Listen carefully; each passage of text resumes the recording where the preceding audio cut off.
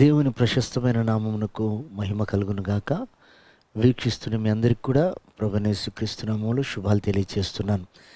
ఈరోజు మన దేవుని మహిమ కలిగిన మాటలు ఎఫెసీయులకు రాసిన పత్రిక 2వ అధ్యాయం 8వ వచనం.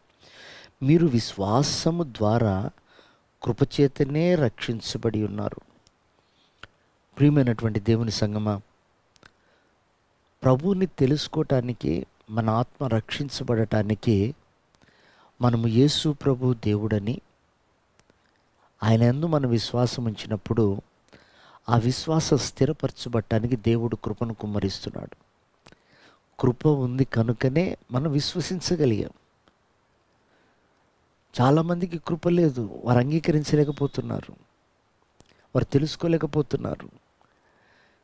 కృప ఇచ్చాడు కనుక మన విశ్వాసం ద్వారా ప్రభువుని మనం అంగీకరించాం. ఇందులో అతిశయపడటానికి, గర్వించటానికి, మనమేదో లోకములు అన్నీ విడిచిపెట్టి వచ్చామని గర్వంగా చెప్పుకోవటానికి ఏమీ లేదు. ప్రియదేవుని బిడ్డలారా, మన మీద ఆయన కృప చూపటానికి మనం మట్టివారమని ఆయన జ్ఞాపకం చేసుకున్నాడు. దౌర్భాగ్యులమని జ్ఞాపకం చేసుకున్నాడు. ఎన్నిక లేని వారమని మనల్ని జ్ఞాపకం చేసుకున్నాడు.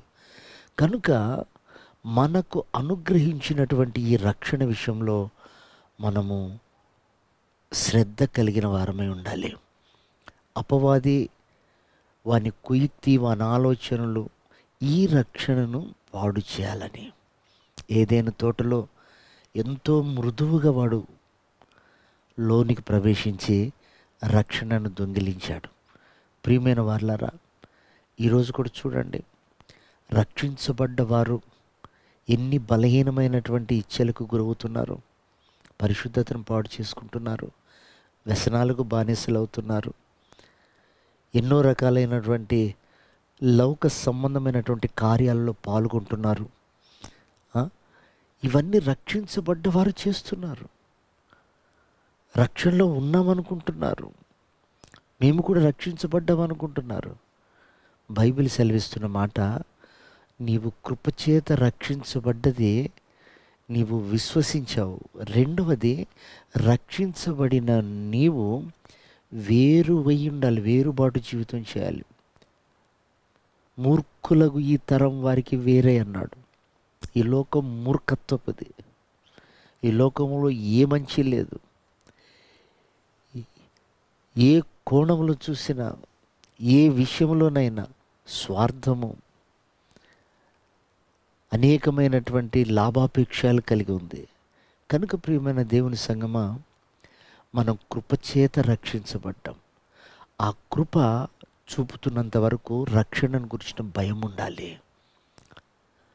యోసేపు తన రక్షణను కాపాడుకోవటానికి కృప పోగొట్టుకోకుండా ఆ భయం కలిగి ఉన్నాడు. షడ్రక్, మేషక్, అబేద్నెగోలు ఆ కృప ఉంది కనుక ఆ రక్షణను కాపాడుకోవటానికి వాళ్ళు భయం కలిగి ఉన్నారు. ఈ రోజున ఎక్కడైతే దేవుని భయం లేదో అక్కడ ప్రతి నీచ కార్యం ఉంటుందని బైబిల్ సెలవిస్తుంది. కనుక సంగమా, ఆయన ఉచితమైన ప్రేమను బట్టి, ఆయన దయా సంకల్పాన్ని బట్టి మనం రక్షించబడ్డాం. కాబట్టి రక్షణ ఉచితంగా దొరికిందని నిర్లక్ష్యం చేస్తే ఘోరమైనటువంటి శిక్ష ఉంటుంది. కనుక దాన్ని కాపాడుకోవడానికి ప్రయత్నం చేద్దాం. దాన్ని కలిగింది గట్టిగా పట్టుకుందాం. ఆ రక్షణలో ఉన్న దివ్యమైన ఆశీర్వాదాలన్నీ పొందుకుందాం. అట్టి భాగ్యం ఈ ఉదయకాలం ప్రభు మనందరికీ అనుగ్రహించి ఆయన రాకడకు సిద్ధపరచునుగాక. ఆమేన్.